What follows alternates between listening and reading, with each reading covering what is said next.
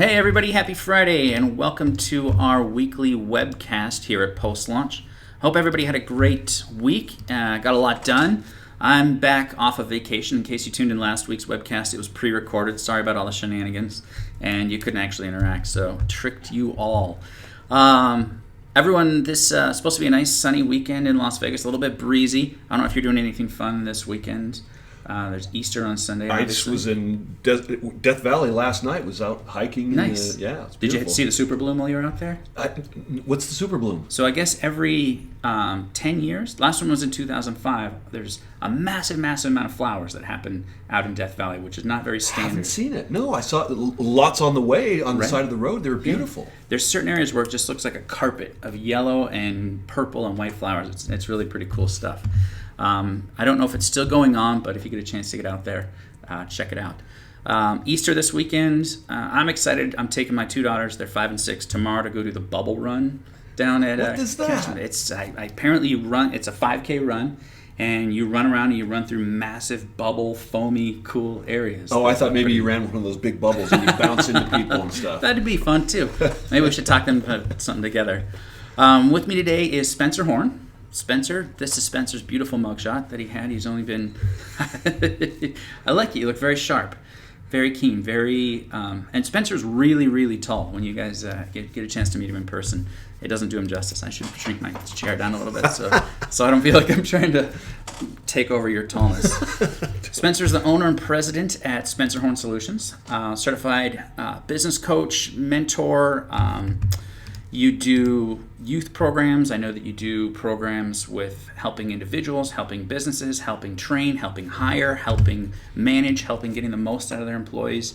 And it really centers around emotional intelligence, which I think is a really pretty interesting concept that some of us, having a terminology and having the ability to understand, and it's really a cool mentoring tool. And I'm going to give you my own little sort of example. We haven't had a ton of time to interact in advance of this, but what I think is really pretty cool about the whole thing is I've always done well with human interactions. Interpersonal interactions have been pretty easy for me.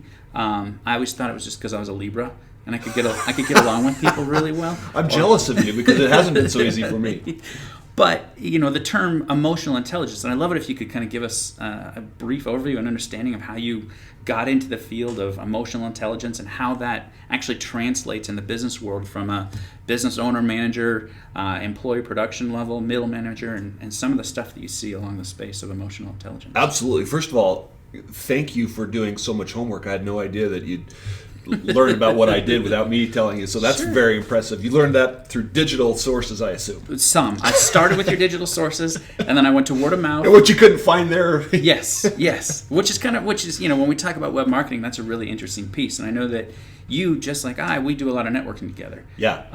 And having a digital presence is great because people can find out the basics, but being able to find somebody who knows about you and can give me a personal reference is that much better. It's the gravy, right? Absolutely. And Right. I'm sure we'll talk about that. So why I got interested in this, Yep. really to a counterpoint to what you were saying is, I noticed that in business, I've held different leadership roles. I've been a CEO of a company. I've been a vice president of a publicly traded company.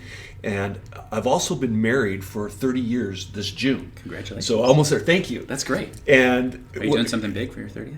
Yeah, well, we are. We're hoping to go on a cruise. We had a cruise on our honeymoon. We Nice. go on those once in a while. But Nice. So lucky for me, my wife, despite my lack of emotional intelligence, has stuck with me these 30 years almost. And it was about 3 years ago she came to me and says, Spencer, I realize you don't intentionally intend to piss me off. so there's a lot about my character and behavior that was challenging Right. in that relationship. And Right. it also showed up in my business. And specifically, I noticed that when certain things would show up in my business, challenges to my ideas, my leading out, that I would become defensive or I would become controlling. Yeah.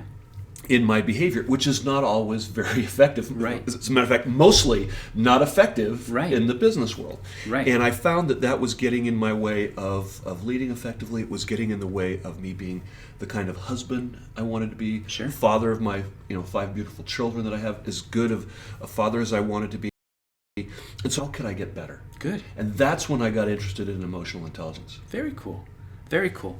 And one of the really interesting things about that, because you touched on an interesting point. When you get frustrated in business, our natural reaction is to get angry and start taking and lashing out. For some of us, for many of us, that is. Right. And it's part of that sort of brazen entrepreneurship that, if you're going to be successful, you got to go and push. Correct. But the reality is that doesn't always translate to the way you should manage a team, the way you should handle clients, the way you should put procedures in place. And the study of emotional intelligence, I think, is really pretty powerful, because when somebody looks at you as a successful business owner and says, how do you do it? Now you can say, well, emotional intelligence tells me that emotional intelligence, the science of emotional intelligence tells me that I have, this personality type of profile, and this is how I interact with people, and this is how I tell them to interact with me. Right. And we can actually go through and better communicate with everyone, which is going to be the most important thing out there anyway. And it really becomes a matter of translating that into the way you just do business. Somebody that is typically high dominant, big picture, and they're going after, they're doers. Right. And they make it happen. And that's... I didn't feel like I wanted to deal with the problem. It's not something I couldn't do. It's not something I shouldn't do. It's something that I was, truly pawning off to someone else because I was in a bad mood about what had happened. And that's, and here's the thing. Leadership it's not about your intention. We don't intend to hurt people's feelings. We don't intend to create chaos in our business. Right. We, however, impact when we're unaware. Right. We have to be aware of our impact, because that's what really matters. And that's a big part of emotional Right. intelligence. And I know as we go today, we'll define it and clarify it. Yeah. And really the physiology behind what causes us to That's cool. be that sledgehammer or retreat or to have to be right Yeah. or to overtalk people. Right. Am I doing that right now? No. All right, let's jump on to some of the interesting things that happen around the web this week, and we'll come back talking more about emotional intelligence and Spencer Horn solutions and all sorts of cool different things that we've got coming on here. We can talk about some of this other different stuff. And this one resonated with me. I thought this was really pretty funny. These guys had a contest. This was a research vessel. Did you happen to see this one online? I haven't seen it, but I'm a big mountain biker. So I'm excited to see it. Well, that's the video that we're going to get to in a little bit. Oh. This was something, these guys, this multi-million-dollar British naval research vessel, they did a social media contest to name this boat. And 21,000 people voted in favor of the boat called Boaty McBoatface. What? That's awesome. Yeah. I think it's pretty fantastic, right? But yeah, it actually had to be christened the RSS Boaty McBoatface. Oh no! Because they put it out on social media, and people were so engaged with the opportunity to name this boat. I wonder how the British Navy felt about that. I know. There was something that came out it sort of plays the effect of be careful what you put out there on, and we're all putting ourselves out there in ways that we never look at me, listen to me, I know what I'm talking about. But there's other people that know what you're talking about too, and they're going to come back and is that people, how do people view the Navy? Right. It's like lighten up a little bit, yeah, right? Yeah. And so they were having fun. Right. How often do we take ourselves too seriously? Oh, all the time. All the time. They didn't get 9 tweets this week. We're still not going to go out of business. It's not rockets. You're not into our phones, right? And now all this stuff came out. It was a tempest in a teapot. Yeah. Well, you remember the whole celebrity hacking thing when they hacked the iCloud and all the the nude celebrity photos showed up all over the internet. That was a big security breach right there from Apple. And we got to think why. How is that happening? How is that? Which is one of the biggest challenges in the digital world is cybersecurity. Right. Right. And really being prepared and understanding, embracing of the digital world. What does all that mean? With all the great things that come, you also have to be prepared. Yeah. There was I don't know if you saw this, there was a news article that we talked about a while back. They actually have launched a search engine that they call, the search engine is built to let you watch hacked webcams in people's houses. Oh my goodness. So they call it the search engine to watch sleeping babies. Because a lot of these nanny cam things, a lot of these crib cams are not secure. So people put them in, they hook them up to their Wi-Fi. Well, apparently they're really pretty easy to hack into. And it's so creepy. But there's a whole search engine. Creepy. There's a whole search engine dedicated. You can just click through and start looking at different streams from nanny cams or from crib cams. Is there a way to hack in and find out who's doing that? I don't know. I'm not hacker enough to know it, but I was mortified. That's pretty creepy. At the same time, though, in the digital marketing space, we rely on so much. I say it all the time that we get an inappropriate amount of data from what we need to do. I can tell you, with your first and last name and zip code, I can tell you how much money you make, how many kids you have, what kind of car you drive, what kind of house you live in, your wife's name, your mother's maiden name, your social security number. I can tell you when the lease is up on your vehicle. I can tell you how much your mortgage is for, it cost me a nickel maybe to get that information. Oh my goodness. It is crazy, the amount of data that is just available for people. And I feel like the younger generation, we talk a lot about how millennials interact with this stuff. Yeah. Things like Periscope and things like, nude photos and putting. It's fun, right? Yeah. I have it too. I actually get a kick out of watching Periscope. But it is. It's kind of what you were telling me earlier. Yeah. To use. Right. And Periscope is, it's a cool tool and it's fun. And I laugh. I'll sit there and I'll watch people make prank phone calls. You can send me a number and send me something to call. And I was sitting there watching these two girls were just sitting in their car in their driveway, periscoping, and they called this guy. He says, I'm working at this Pizza Hut. Call him and tell him that you've had explosive diarrhea and you're trapped in the bathroom. And here's their phone number. Oh, jeez. So that's something. This is the new age of right. Is your refrigerator running? Right. Yeah. Well, this might be the reality TV killer, right? Absolutely. People will come That's a disruptive technology. Yes. Killing. That's funny. So let's jump on. I got a cool viral video of the week, and we always do this segment because a lot of people ask me, how do I make a video go viral? How do I get my video to be really picked up and ran out there, and a lot of people to see it? So it really pulls into a single factor, which is relevant to us. It has to be emotionally connecting. It either has to make us sad or angry or happy or reminiscent or be sexy or be violent or something. That's some of my favorites are the kid histories. Yes. Love kid histories. Those are good. Well, this one I thought was pretty cool. This one got published on Wednesday, and since Wednesday it had what do we got? 1.68 million views. My goodness. And this one's on Facebook. Let me pause it here. Get it started up. So this one, I don't know who the poster is because it's not in English, but here we'll play this.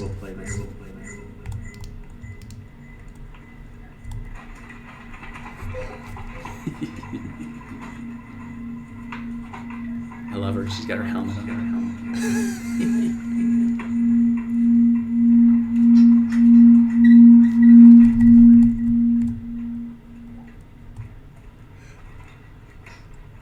Look at that track. I know, right? I love that.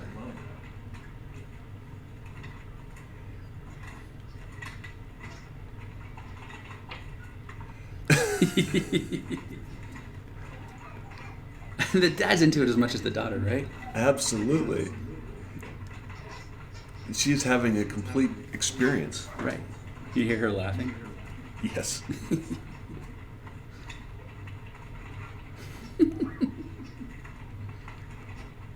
Woo!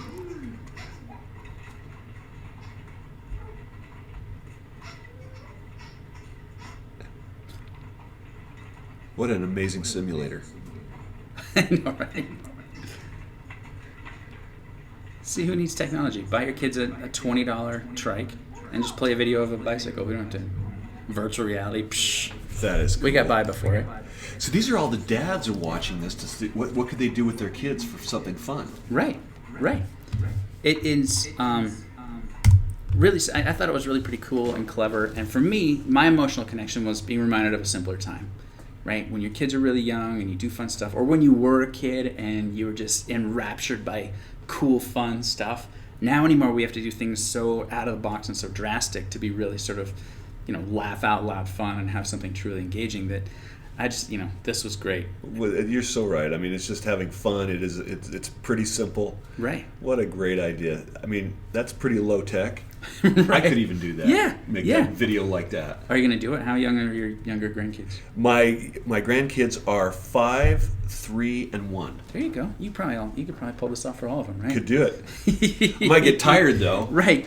Is he on his knee there? No, he's holding it the whole time. He's got He's got to be pretty strong, right? He's got to be. I was thinking about the same thing. I was like, gosh, I don't know that I want to hold my kids that long. Right. I'm going to find an abridged version that I can do in 30 seconds when we're going through and looking at it. So that was the funny video of the week, or the viral video of the week. And again, it comes down to really just being emotionally connected. And we talked a little bit about this. You don't have to be super funny. You don't have to be super cute. You don't have to be super offensive or sexy. They're not even looking at the camera. No, I know. But it's really, we mentioned this right before the show, to connect with people on any level of content marketing, whether it be video or written. Keep it interesting. Just keep it interesting. That was interesting to both the father and the daughter and the person filming it.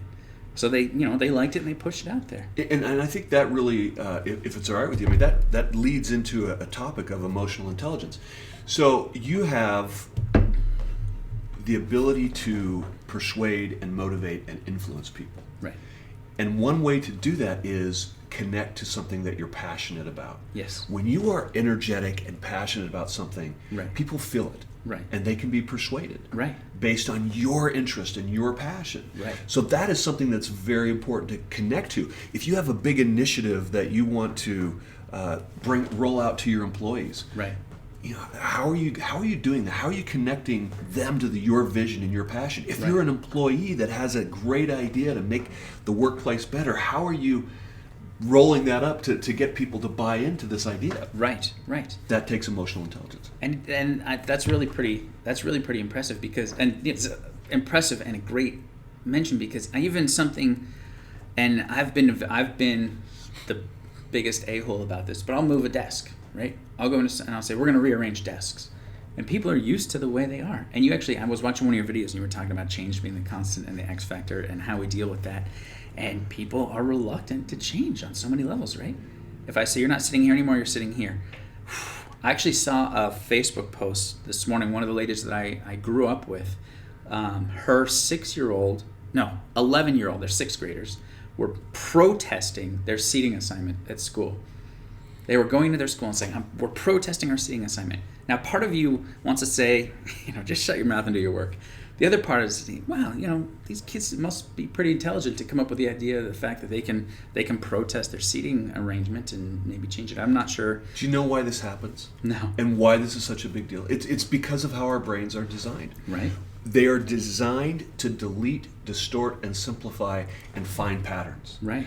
We want to stay in our brains are designed to keep us in a comfort zone. Right. Because when they're uncomfortable, the part of our brain, the limbic system, and specifically the amygdala, is screaming out to run to your safe place. Yes. And some people, that change is stimulating the amygdala that this is unsafe, this is different. Right. Obviously, at different levels, but I can help in some of the workshops I do, Jeff. Right. I will do a process that shows how quickly our brains create neural pathways. Nice. And in 30 seconds, I can create a patterned response in the audience to show you how quickly those neural pathways come. And cool. What happens is that I'll give you an example. You have a wastebasket on a certain area. It's right behind you. What you want to do is you want to change that, because what will happen after a while, if you change it, you'll throw garbage on the floor because you just have this automatic response. Yep. You literally need to train your brain right to accept change. That's good. But we don't, because we get into these habits and patterns of thought that keep us stuck. Most of the time they're good. Right. But from time to time, those patterns can hold us back and prevent us from influencing. They can prevent us from growing and moving and developing, starting a business and being successful and changing technology, whatever. That's very cool. That's good. So when you are brought in, let's hop onto our topic of the week here, which is emotional intelligence in the digital world. When you're brought in on let's call it a case, Sure. come in, fix our problem. We don't know what our problem is, fix it. It sounds like you're dealing a lot with people who are just stuck in, let's call it status quo, right? A lot of look times. at this stuff, and I watched some of your videos online. I think you were doing a real estate presentation, which is a good field, and I've had a lot of experience doing marketing for real estate individuals. But when you're dealing with those people, they very much live in this sort of tunnel vision, blinder vision. Most of them, the ones that are truly successful, are able to get out of that, well, it's not a rut, but get out of the same old, and come up with something really fantastic and new. So when you walk into an organization or even working with a single individual, what are some of the first things that you do to help them to try to break their preconceived notions? That's a great question. The first thing I do is meet with the leader of the organization, because if they are not of the mindset that they want to learn, grow, and change and improve, right, I'm not going to work with them. Okay. Because it has the culture of the organization can happen by default, but it is most effective when it comes from leadership, and it's the type of leadership that embraces change, that's vulnerable, that's open. You talk about being open and vulnerable, that you connect with people very easily. It's because you're able to connect in a very real way with people. Right. A lot of people are so worried about being in their citadel, in their ivory tower, that being in control, that they lose touch. They have what I call the CEO disease. They've lost touch with what's going on in the organization. If that leader in the organization recognizes that he or she is not achieving their vision and goal as quickly as they'd like to, we can have a great conversation. That's awesome.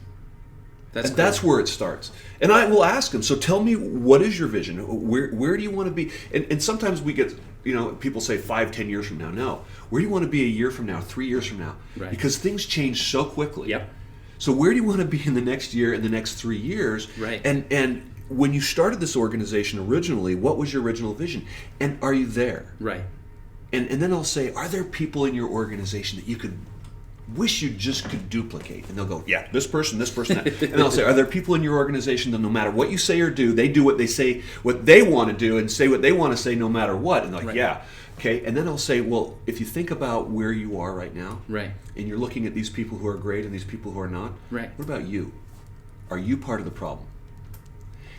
And so if they say it's possible that I'm part of the problem, here's the first thing I do. I will give them a behavioral assessment. Okay. And I will do that for the leader of that organization and help them identify what are some of their behaviors that are helping them and what are causing them to get in the way of where they want to go. Right. And once they do that, they're like, oh my gosh, I need you to do this person, I want you to do that person. And then we start really identifying the team. Yeah. So this is organizational behavior work. There's more. There's the work of business, there's strategy, all those kinds of things which I do. Yep. My greatest focus is how do we get the team engaged and working, because typically the business leader knows where they want to go. They have that vision and mission for the most part. If they don't, then we'll help them with that. It's there. Yes. That's very cool.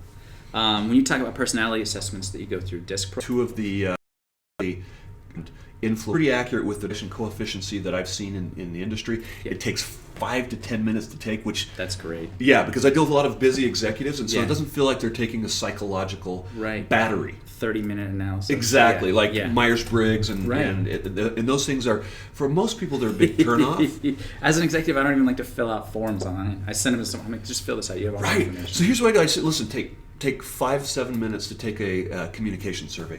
Low key, but it is so accurate. And they're like, oh my gosh, this is scary. And once they say, yes, this is me, then I can say, okay, great. So does this show up for you? And typically it does, and we can help them identify the impact and begin to teach them and help them and coach them to get out of their way. That's really cool. To be more effective. And the excitement level has to be good, right? Once you say, okay, listen, tell me. And I remember the first time I had one, and I didn't. I started this company. I thought, hey, I know what I'm doing. I'll start this company. I was a one-man shop, and then 2, and then 4, and now tomorrow or Monday will be 17 people. Congratulations. Thank you. And it's been, and I thought, you got some great clients. Oh man, I've been truly blessed to find some really great people that, believe in what we do and like what we deliver and see the results. But it's the team. It really is the team that I have. I can sit here and talk and be the extrovert, but man, these guys are so good at what they do, and they're so willing to. And I hope I'm doing it right, but I really try to breed a culture of ideas. Give me ideas. What do you think is going to happen? Let's try it. Let's do it. Let's do this. Let's do that. You mean you don't have to have all the ideas yourself? It's funny you should say that, because I struggled with that for my first year of business. I really felt that I had to be that guy, and I had a team in place that fed that ego. Actually, I met with, I guess you could call him one of your competitors, but a business coach, and he says, I sat in your office for half an hour, and you were the spoke of the bicycle. Everything goes back, it goes to you, comes back, goes to you, comes back, goes out here. Jeff, what do we do about this? Jeff, what do we do about that? Jeff, And what you'll do we do never about grow this? past a certain level. Exactly. And I see that in businesses a lot. And certainly in my industry, in the digital marketing space, a lot of CEOs live that role. But what was really impressive, and I was getting frustrated, I was depressed, I was angry, I was drinking a lot, I was yelling at people, I didn't look forward to coming to work. Yeah, we were making money, yeah, we were growing, but I was just, and you hit the nail on the head. I had an aha moment. Someone said to me, give your team the power to make decisions. Give them the power to make mistakes. That takes emotional intelligence, though. It totally did. It's letting go. It's being aware of how you're showing up and how you're impacting not only yourself but them. And because the real test of a leader is not how many followers, but what. Right. How many people you're developing, and how are you going to ever grow if you're not developing people to? People want to hold on to information. So this is a huge organization. Right. And some of them, there's nothing soft about what I do. Right. People get promoted, now they're managing people. They have no idea how to connect and motivate and encourage their people and develop people. You are now responsible for developing people. You as a business owner. Right. You as a manager. You as a supervisor. That requires emotional intelligence. Yeah. That's a great example. And HubSpot's a big name, and they've been really, really successful. Great company. And yeah, they do have a lot of really impressive talent. I follow them a lot, and I interact with a lot of their people online. But it's the new generation. Yeah. They're dialed in, they're smart. It's not how smart you are. Right. You can be so smart you're stupid. Yep. People get hired for their talent and fired for their behavior. Right. Exactly. And it's funny when I have to go, the way that translates to me, when I have to go and I pitch a new client on a project, and I sit there and they've heard a pitch from a dozen other search marketing guys, and they say, "Well, we got analytics on this and data on this and stuff on that." And I sit down and I say, "Yeah, we've got the data, but what makes us different is we're going to understand your business. We're going to take the time to ingest who you are into our own beings, and the data we know, the data stuff, the technology stuff, that all happens." But when I think of emotional intelligence in a digital world, for me, it's being a human with another human. Right. Reports and stacks of paper and numbers and stuff, they're all one thing, but the ability to communicate how you're going to help someone specifically or how you're going to engage someone specifically, you deal with it when you work with your own clients, when you sit down and talk to them and say, these type of discussions get me excited because I'm like, what can we fix? How important is big data right now in decision making in the world? You'd be honestly, I think you'd be surprised how few organizations use it. But it's hugely important. Right. But even how important it is, we can't just rely on it. We still have to have the human interaction. Right. Once we have that data for decision that can help us make smart decisions, how do we bring people into our circle? Once we have a great product like you have here, how do you interact with your clients? How do you engage them and keep them? Right. And support them, and it requires more than just the technology that you have. It's the tool. Yes. But you can never lose track of how important you are and your people are. Right. It's perfect. It's just like a fork, right? The technology's a fork. I can eat spaghetti with a fork. I don't need a fork. I can use my hand. That's right. Yeah, you're right. I love that. Still gets the spaghetti in my mouth, but it's cleaner. It's more efficient. I can take normal-sized bites without looking like a pig. Great example. I like that. So, and it allows me to, it allows us to interact with more people on a steady basis without having to overwhelm them, without having to take 100,000 meetings all the time and interact. So, Spencer, tell me how, if somebody wants to meet with you, if somebody wants to set up a consultation, do you charge for consultations? Do you come and meet with people? What's your process for somebody who's interested in expanding their own emotional intelligence and having a better culture? And the study prior to the term emotional intelligence was called Industrial Operational Psychology, right? IOP? I think so. You've done your homework. I have a guy on our team who's a psychology. He has a master's degree in psychology, human factors psychology. Yeah, emotional intelligence is really the buzzword. I mean, they've been studying this for 30 years. I mean, the studies that a lot of emotional intelligence was based on was going on long before they ever called it emotional intelligence. So you're right. So I find it really, really pretty interesting, and I've tried to be as much of a student of it as I can. At the same time, I have an internal struggle where I still want to be a motivator and grow the company and tuck your emotions away, kids, because we're still moving forward on stuff. You may be upset, but I realize. You know what? that You just said something that I think is very, very important. Can I just, before I answer your former question about how to get hold of me, tuck your emotions away. I think people misunderstand what emotional intelligence is. It is not about being touchy-feely. Right. What it is about being in control of your emotions. Right. So that you can be more effective. When we get frustrated, angry, or upset, Right. we become emotional. We become angry. We become aggressive. We become passive. We pull into our shell. We become stubborn. We have to, we become unyielding. Right. And what happens is that actually gets in the Right. or your neocortex so that you can make clear, effective. What is maybe one? I'll take it, and it's $25 at Barnes and Noble, so cheaper through technology. There you go. It comes with an online assessment. Uh-huh. And when I first took it, I think my average was like 69 out of 100. I saw, but study of how with our nice family van 2 weeks ago. Oh, is he okay? He's okay. Good. Speaking of iPhones, was changing a song and drove off the road on literally a block from our house onto a sidewalk and bent the frame, totaled it, and he called me in a panic, and my emotions were inside just screaming. I wanted to whatever. Yeah. Thump him. Yeah. Right. Stayed in control. Dealt with the situation, calmed him down. He was safe. The next day, I was dealing with the insurance. My wife walks in, and she literally was in tears. She says, "You're starting to become the man that I thought you would be." That's great. And because she was calling my oldest daughter, who, 10 years ago when she got in her accident, didn't turn out as nice or as well when I didn't have this. So how do you get a hold of me? SpencerHorn.com, SpencerHorn Solutions, SpencerHornSolutions.com. Yep. And call me at 702-807-4698. So if you are interested in this, I will send you a survey. Good. I'll give it to you. We'll go over it. We'll have a discussion. We'll see if you're a candidate to talk further, and if not, no big deal.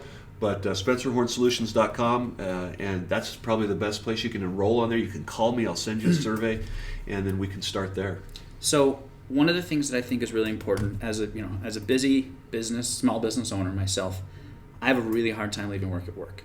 And when you're talking about what's really resonating with me, when you're talking about the situation with your son crashing the car and the way that you handled it mentally, it sounds really beautiful, because I want to not yell at my kids when they do something.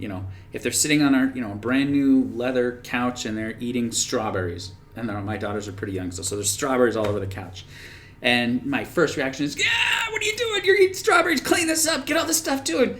And they don't want to deal with me after that. And my wife is like, why are you screaming at the kids? Or she's screaming at the kids. And I'm stressed out from stuff that's coming from the office. And I got more work to do tonight when it comes home. And it's just... That's a whole nother training. Right. It's called monkey management. It's controlling all the monkeys, and those are the tasks that you have. Right. There's two parts to what we do.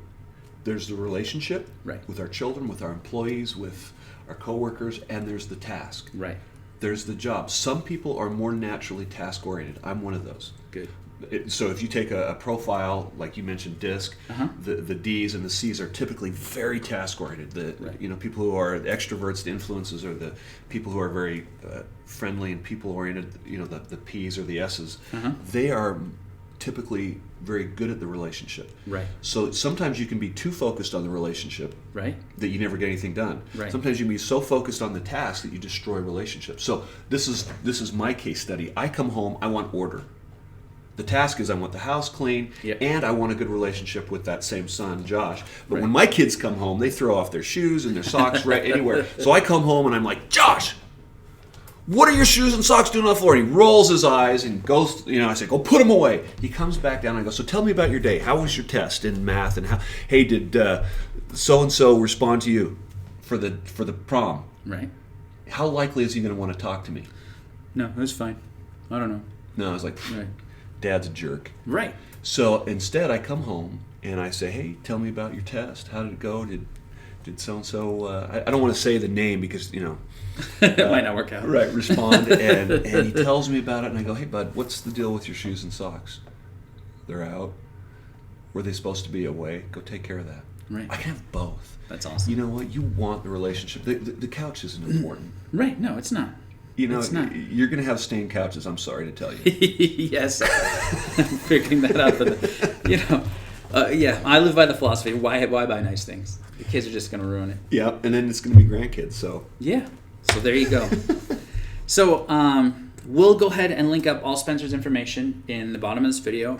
Give him a call, do the assessment. I'm going to do the assessment. Excellent. I'd love to take the survey, see how I fit. I'll publish the results if it's cool with you. Sure, absolutely. Say here's where I fit. I have done a disc profile in the past, and I was all D and all I, which is weird because I always thought I got along really pretty good with people, but apparently it's more show than reality. I don't know. So it was this. You and I have similar narcissistic tendencies. I know, right? I feel like it's a humble narcissism. Good. I don't like to brag about myself, but I like to be the center of attention all the time. Sure. So it was funny. The reason I took it was in a interpersonal communication. How do you communicate with your employees? We're going to do this DISC assessment. I went through and I did the 80 questions or whatever. Yeah. I was almost entirely D&I. And they said, well, how are you going to communicate with your employees? I said, I'm not. I'm going to tell them how to communicate with me. Right. That's perfect DI. And that's exactly what it came down to. And I said, oh, wow, that makes it so much easier. You don't seem that controlling, so you're doing a good job. But since then, I've really, it took that assessment for me to realize these are, this is why I'm good, and at the same time, this is why I'm bad.